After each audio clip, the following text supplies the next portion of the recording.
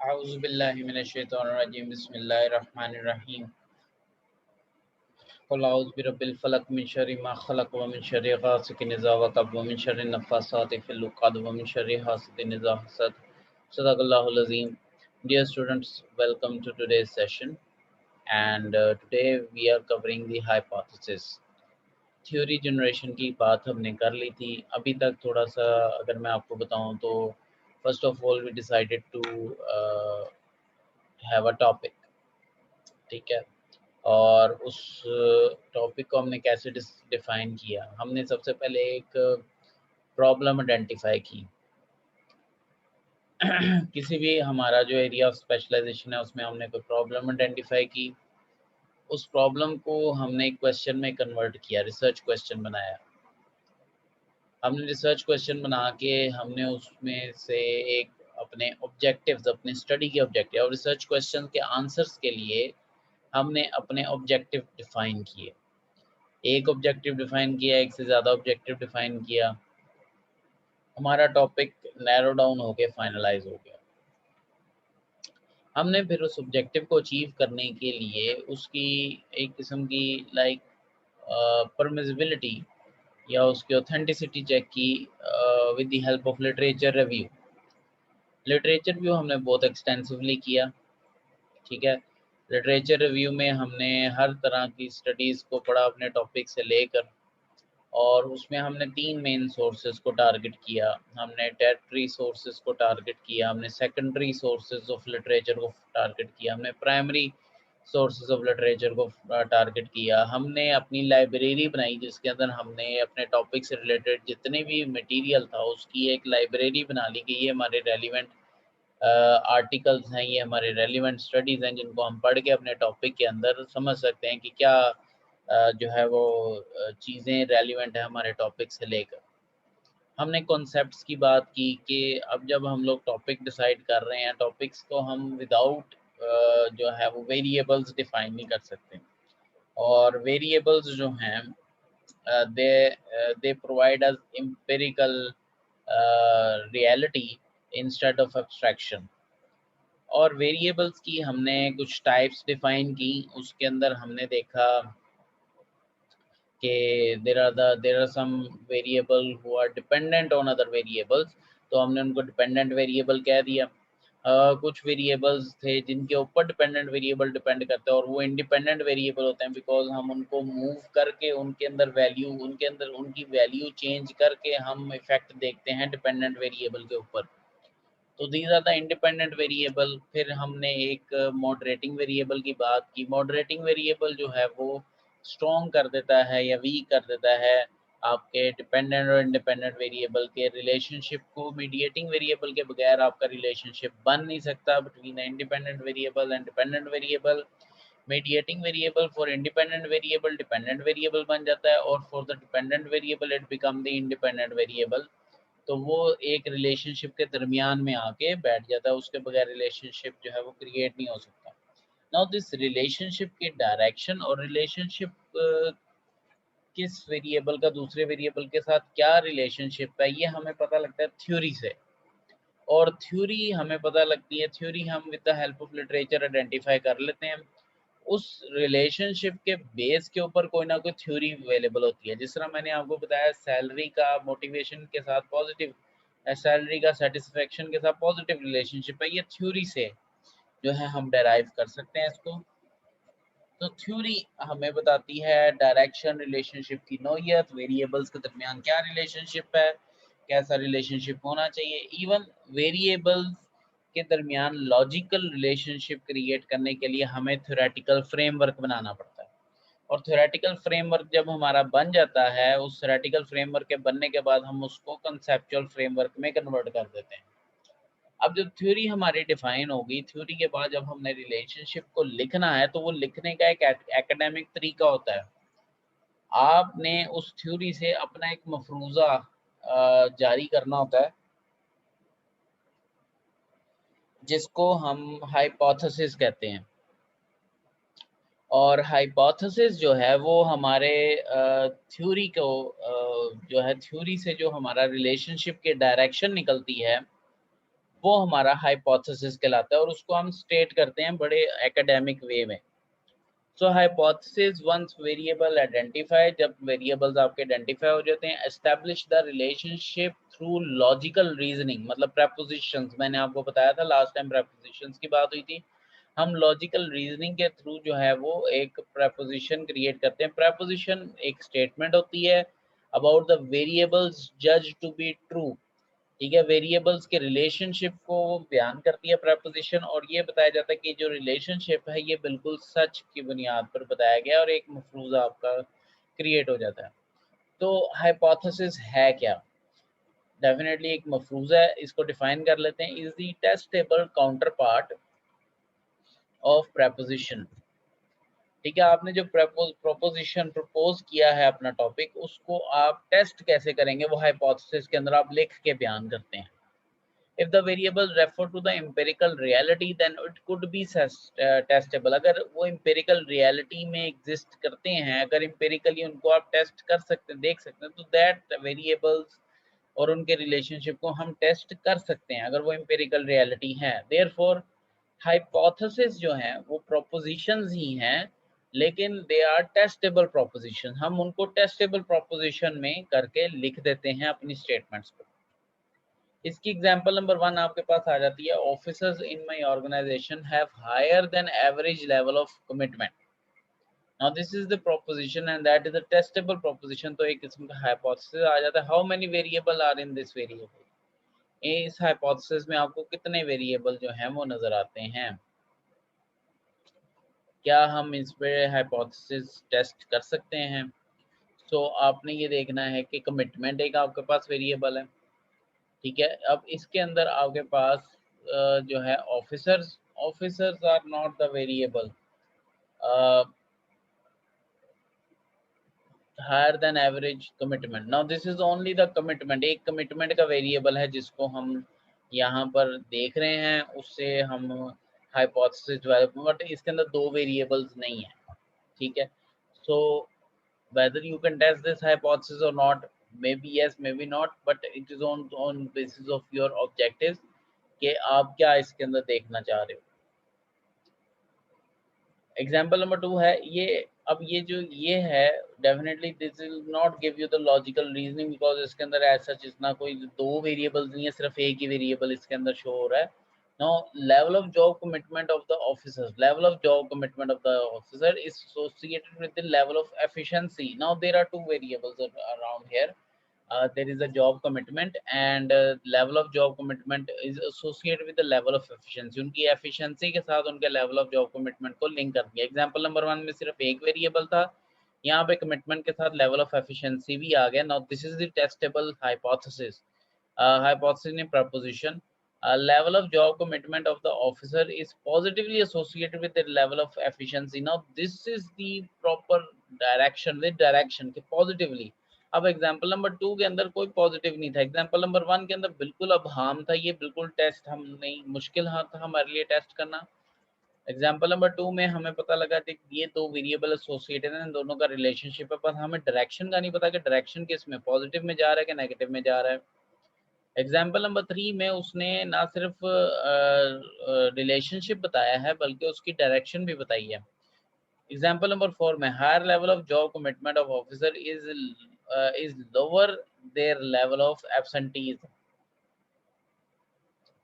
नहीं sorry, the higher the level of job commitment of the officer the lower their level of absenteeism. Now this is the negative relationship.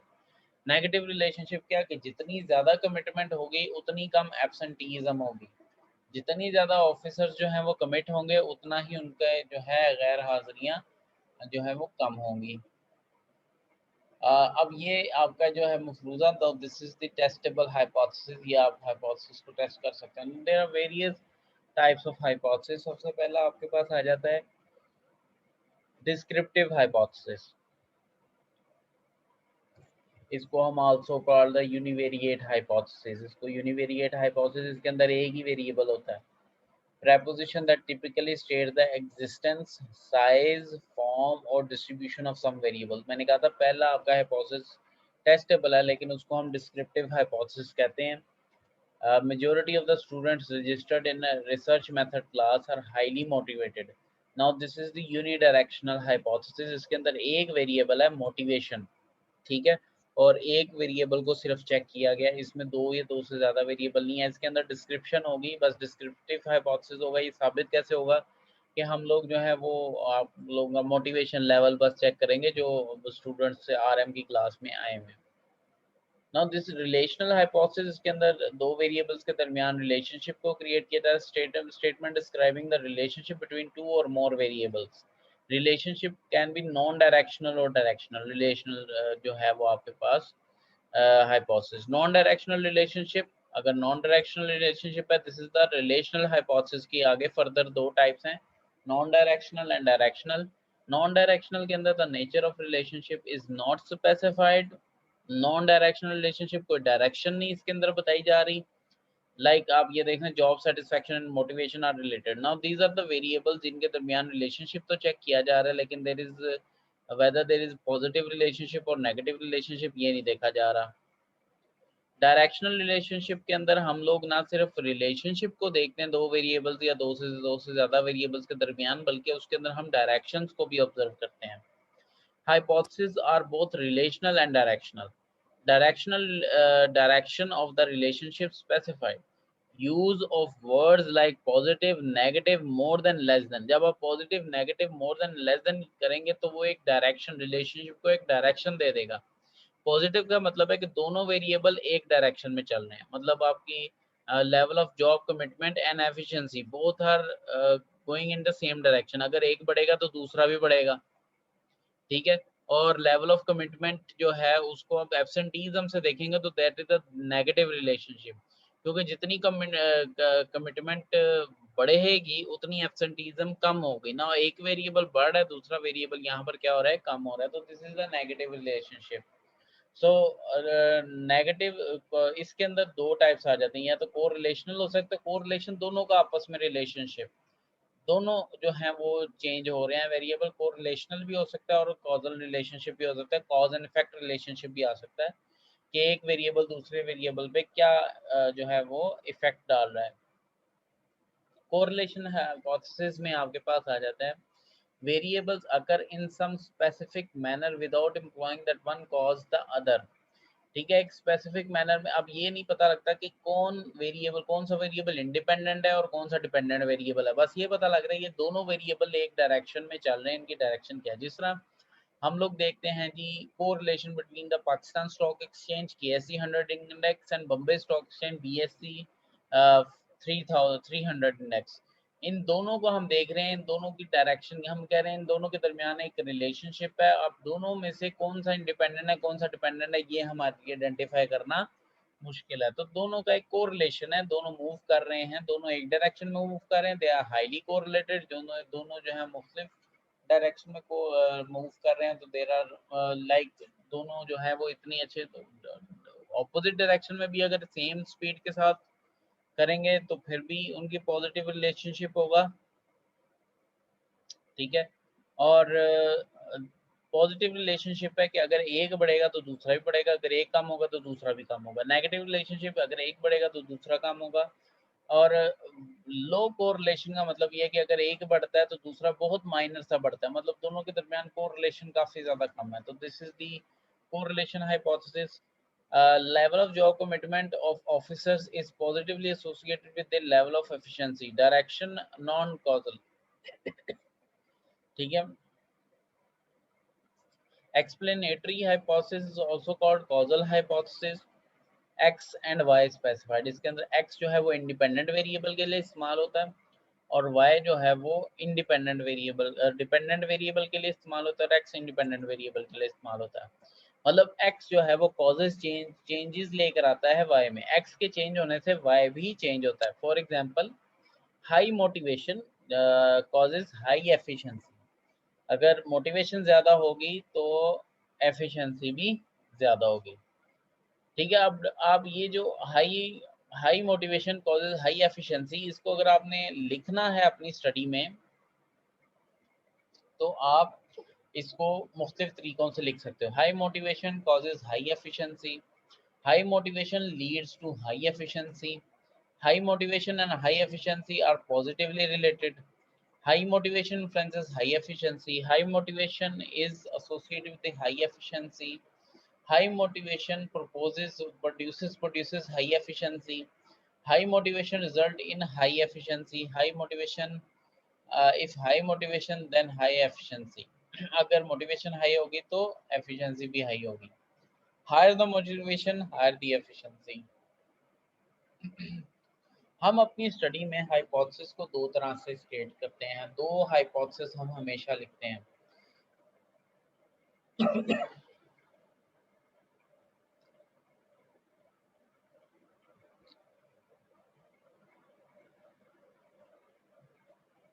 एक हमारे पास होता है null hypothesis और दूसरा होता है हमारे पास अल्टरनेटिव हाइपोथेसिस. नल हाइपोथेसिस को हम H नॉट से लिखते हैं, ठीक है, और अल्टरनेटिव हाइपोथेसिस को हम H1 से लिखते हैं. नल हाइपोथेसिस हमेशा स्टेट किया जाता है नो रिलेशन. जिस तरह नीचे ये यहाँ पर लिखा गया हाई मोटिवेशन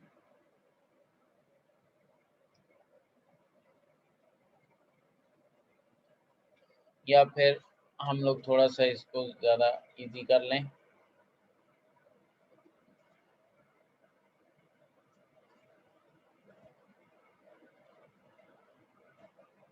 हम लिखते हैं यहाँ पे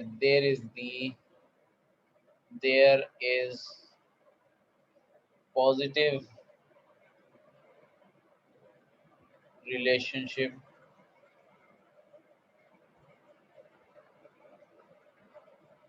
between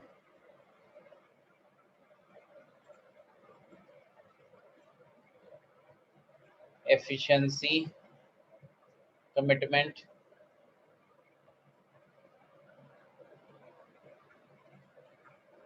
and efficiency. ठीक है. Now this is the correlation relationship. इसके अगेंस्ट जो उल्ट होगा H नॉट वो होगा there is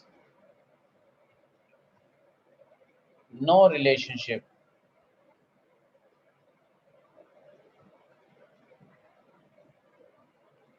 between commitment and efficiency. ठीक है. अब इनमें से H नॉट को हम स्टेट करते होते हैं जब भी हम रिजल्ट्स बता रहे होते हैं. वो कैसे? इसमें इन दोनों में से किसी एक ने सिलेक्ट होना है, किसी एक हाइपोथेसिस ने सिलेक्ट होना है. लेट्स से हमारा H1 एक्सेप्ट हो गया है, हमारे जो there is a positive relationship साबित हो गया बिटवीन कमिटमेंट एंड एफिशिएंसी. हम लिखेंगे वी, हम ये नहीं लिखेंगे वी एक्सेप्ट H1, हम ये लिखेंगे we reject H not and आगे भी लिख सकते हो एक्सेप्ट H1. सो सिर्फ ये लिख देंगे तो सबसे बेहतर हो जाएगा. We reject H not and there is a positive relationship between commitment and efficiency. इस तरह करके हम यहाँ पर जब एम्पिरिकली इनको साबित कर देंगे तो यहाँ पर लिख देंगे. So null hypothesis, there is no relationship between the variables. The relationship between the variables is zero. The null hypothesis is denoted as H naught. H naught, no relationship between x and y. X and y are independent of each other. मतलब एक दूसरे के साथ इनका कोई link नहीं है. H naught is the non-directional. आपके पास the uses of null hypothesis used to test the research hypothesis. लाजमी बात है आपने एक hypothesis को select करना है, दूसरे को reject करना है. अगर आपके सिग्निफिकेंट रिजल्ट आते हैं तो आप H नॉट को रिजेक्ट कर देंगे. अगर आपके सिग्निफिकेंट रिजल्ट नहीं आते और आपको थोड़ी सी अपनी गलती ठीक करने का या अपने कॉन्सेप्ट्स को ठीक करने की ज़रूरत है तो आपके पास जो है वो ऑप्शन है कि आप उसको ट्रीटमेंट ले सकें. और हम लोग फिर उस सूरत में सेलेक्ट करते हैं we do not reject H not. हम यहाँ पे रिजेक्ट का वर्ड यूज़ करेंगे. तो अगर आपका जो है वो वेरिएबल्स के दरमियान रिलेशनशिप वाकई नहीं निकलता एम्पिरिकली तो हम कहते हैं we do not reject H not. और अगर हमारे वेरिएबल्स के दरमियान रिलेशनशिप निकल आता है और स्ट्रॉन्ग रिलेशनशिप निकल आता है हम फिर लिखेंगे वी रिजेक्ट H नॉट. ठीक है. और उसके बाद हम अपनी जो है रीज़न बयान कर देंगे. Researcher give more importance to negative evidence, no relationship rather than relationship, null hypothesis. Reject H naught and accept alternative hypothesis. अब हम आ जाते हैं अल्टरनेटिव हाइपोथेसिस। ये एक्चुअल में जो हमारा हाइपोथेसिस होता है वो हम यहाँ पर लिखते हैं। ये H नॉट का उल्ट होता है, ठीक है। This is the opposite of H not. ये H नॉट का उल्ट होता है। There is a perfect relationship between X and Y। और जब हम लोग ये लिखते हैं देयर इज अ रिलेशनशिप या there is a positive relationship between X and Y, तो वो H1 हमारा अल्टरनेटिव हाइपोथेसिस। इसका उल्ट होता है H naught, that is null hypothesis. हम जब लिखते हैं अपना रिजल्ट, हम कहते हैं we do not reject H naught. अगर do not reject H naught मतलब हमने H नॉट को एक्सेप्ट कर लिया, हमारा अल्टरनेटिव रिजेक्ट हो गया है। और अगर हमारी स्टडी के रिजल्ट सिग्निफिकेंट आए तो हम कहते हैं we reject H not and accept H1। इस तरह करके हम उसको रिजल्ट्स जो है वो बयान करते हैं। Research hypothesis. This is the hypothesis formulated by the researcher. Mostly null alternative hypothesis he researcher का research hypothesis होता है। Tells not only the relationship but also the nature of relationship between X and Y. Role of hypothesis. Hypothesis क्या देती है? Study को direction देती है। ये वो फैक्ट्स आइडेंटिफाई करते हैं दैट इज रेलिवेंट एंड उनसे इनको अलग करते हैं जो रेलिवेंट नहीं होते। मतलब उन फैक्ट्स को, जो रेलिवेंट फैक्ट्स हैं उनको इंक्लूड करता है हाइपोथेसिस, जो रेलिवेंट फैक्ट्स नहीं है उनको हाइपोथेसिस जो है वो स्टडी से बाहर कर देता है। It suggest which form of research design is likely to be most appropriate. ये भी बताता है कि रिसर्च डिजाइन कौन सा मोस्ट अप्रोप्रिएट होगा, हाइपोथेसिस में बताना होता है हमें। Framework or organizing and conclusion. They provide framework for organizing and conclusion of findings. तो ये सारी चीज़ों में जो है आपका हाइपोथेसिस हेल्प करता है। टेस्टेबल हाइपोथेसिस जो आप के एम्पिरिकल रियलिटी से रिलेट करते हैं, उनकी क्या निशानी है, कुछ कैरेक्टरिस्टिक्स होते हैं टेस्टेबल हाइपोथेसिस के। आपके डिफरेंस देखना है कि आपका हाइपोथेसिस टेस्टेबल है कि नहीं है, तो आप इन फीचर्स की तरफ, इन कैरेक्टरिस्टिक्स की तरफ आ सकते हैं। Hypothesis must be conceptually clear. Hypothesis conceptually clear होता है, ठीक है, होना चाहिए अगर उसको एक प्रॉपरली रिलेशनशिप उसने जनरेट किया है। Hypothesis should have empirical referent observable realities, मतलब उसके जो वेरिएबल्स हैं वो empirically testable हों, मतलब वो observable हो, आप आराम से उन वेरिएबल्स को टेस्ट कर सको, रिसर्च कर सको। Hypothesis must be specific. Hypothesis जो है वो इतने कॉम्प्लिकेटेड ना हो, कॉम्प्लिकेटेड लैंग्वेज ना हो, सिंपल लैंग्वेज में आपने बस हाइपोथेसिस को बताना है। Hypothesis should be related to available techniques and research. जो अवेलेबल टेक्निक्स एंड रिसर्च आपके पास है उससे हाइपोथेसिस को रिलेट करना है आपने, और किसी चीज़ से आपने रिलेट नहीं करना। आपका जो रिलेशनशिप है वो एक रेलिवेंट टेक्निक के ऊपर आपका रिलेशनशिप डिपेंड करता है। Hypothesis should be related to a body of theory. Body of theory मतलब थ्योरी से, आप लोग थ्योरी से अपना हाइपोथेसिस, अपना मफरूज़ा और अपनी डायरेक्शन ले रहे हैं और उसको हाइपोथेसिस की शक्ल में लिख रहे हैं। So this is all about the hypothesis today. आज हम लोगों ने जो कवर किया है that is the what is hypothesis, that is very important. और हाइपोथेसिस क्या है? एक मफरूज़ा है हमारा, और उस मफरूज़े के तहत जो है हम लोग रिलेशनशिप जनरेट करते हैं मुख्तलिफ वेरिएबल्स के दरमियान, ठीक है। तो हाइपोथेसिस टेस्टेबल काउंटर पार्ट ये हम लोगों ने थोड़ा सा पढ़ा। उसके बाद हमने इसके कुछ एग्जांपल्स की, और फिर हमने टाइप्स में डिस्क्रिप्टिव हाइपोथेसिस जो यूनिडायरेक्शनल होता है, जिसके अंदर कोई डायरेक्शन नहीं होती, ठीक है। रिलेशनल हाइपोथेसिस, इसमें रिलेशनशिप बताया जाता है बिटवीन टू और मोर वेरिएबल्स, ठीक है। ये डायरेक्शनल भी हो सकती है और नॉन डायरेक्शनल भी हो सकती है। नॉन डायरेक्शनल रिलेशनशिप में आप डायरेक्शन नहीं बताते हो, मतलब जॉब सेटिस्फैक्शन और मोटिवेशन रिलेटेड है, जबकि डायरेक्शन में आप जो है अपने हाइपोथेसिस को स्ट्रॉन्ग करते हैं और आपके वेरिएबल्स के दरमियान रिलेशनशिप को डायरेक्शन देते हैं, ठीक है। लाइक पॉजिटिव, नेगेटिव, 1 के करीब या लेस देन 1, ये सारी चीज़ें इसके अंदर डायरेक्शनल हाइपोथेसिस के अंदर बताई जाती हैं। हाइपोथेसिस कैन बी कोरिलेशनल और कॉजल, ये भी हम लोग डायरेक्शनल हाइपोथेसिस में बता सकते हैं। डायरेक्शनल हाइपोथेसिस में जो है डायरेक्शन वाज़िया होती है, जो एम्प्लॉइज़ हैं वो भी उसमें जो है वो हिस्सा लेते हैं। सो डायरेक्शन आपने रिलेशनशिप स्पेसिफाइड, उसके अंदर कुछ वर्ड्स आपने यूज़ करने हैं, positive, negative, more less and less than, ये आप वर्ड्स यूज़ करेंगे। कोरिलेशनल हाइपोथेसिस के अंदर वेरिएबल, अगर ये मैंने आपको बताया दो वेरिएबल के दरमियान कोरिलेशन को बता देता है, ऐसा डायरेक्शन नहीं होती लेकिन कोरिलेशन को बता देता है। Explanatory research hypothesis causal hypothesis कहलाता है, जो कॉज एंड इफेक्ट को देखता है। इसमें दो वेरिएबल, मेनली दो वेरिएबल होते हैं, डिपेंडेंट वेरिएबल, इंडिपेंडेंट वेरिएबल। जो इंडिपेंडेंट वेरिएबल है एक्स, वो किस तरह डिपेंडेंट वेरिएबल में चेंजेस लेकर आ रहा है। ठीक है, high motivation causes high efficiency, तो ये सारी चीज़ें थी। डिफरेंट वेज जो है, मुख्तलिफ वेज में आप अपने हाइपोथेसिस को बयान कर सकते हैं। Null hypothesis is the alternative to the alternative hypothesis, और ये जो है ये relationship between the variables is zero. अगर आपके जो मेन रोस्टर है उसके आपके जो रिलेशनशिप है वेरिएबल्स के दरमियान, वो नल है, वो ज़ीरो है, अगर आपका जो है ये हाइपोथेसिस एक्सेप्ट हो जाता है। Null hypothesis denoted as H not, no relationship between X and Y, H not X and Y are independent of each other, X not is non directional, this is non directional.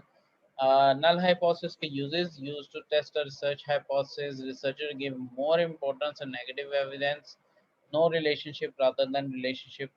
Null hypothesis जो आपके negative evidence है उनके ऊपर ज़्यादा focus कर रहा है, तो no relationship rather than relationship, no relationship आपने बताना है, और वो आपने थोड़े से नेगेटिव वर्ड यूज़ करने हैं। Project H not and accept alternative, ये भी यहाँ पर आपको बताया जाता है।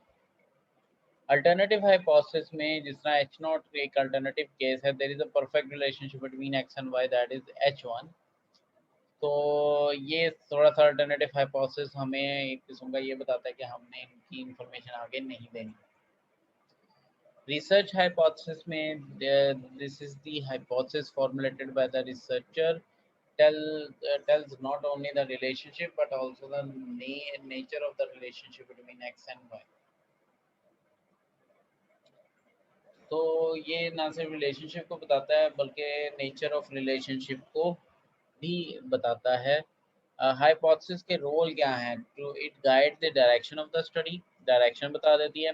It identifies the facts that are relevant and those that are not, ये आइडेंटिफाई भी करता है। It suggest which form of research design is likely to be the most appropriate, कौन सा रिसर्च डिज़ाइन सबसे ज़्यादा अप्रोप्रिएट है। ठीक है, it proves, it provides framework for organizing and conclusions of finding। ये ऑर्गेनाइजेशन को एक फ्रेमवर्क बना के दे देता है जिसकी बेस के ऊपर वो फाइंडिंग्स और कमर्शलाइजेशन अपनी कर लेते हैं। एक टेस्टेबल हाइपोथेसिस के कैरेक्टरिस्टिक्स क्या हैं? मस्ट बी कॉन्सेप्चुअली क्लियर, उसके बाद should be empirical referent, observable reality होनी चाहिए, मस्ट बी स्पेसिफिक होना चाहिए हाइपोथेसिस, इतनी कॉम्प्लिकेशन ना हो। ठीक है, और ये सारी चीज़ें जो हैं हाइपोथेसिस में आ जाती हैं। ठीक है, तो this is all about the today's lecture, और I hope you understand what this lecture is all about. This is very important to form your hypothesis for your study right now. ठीक है, किसी भी टाइम में वो आपसे जो है स्टडी रजिस्टर ले सकता हूँ और उसमें चेक कर सकता हूँ। Thank you very much, this is enough for today.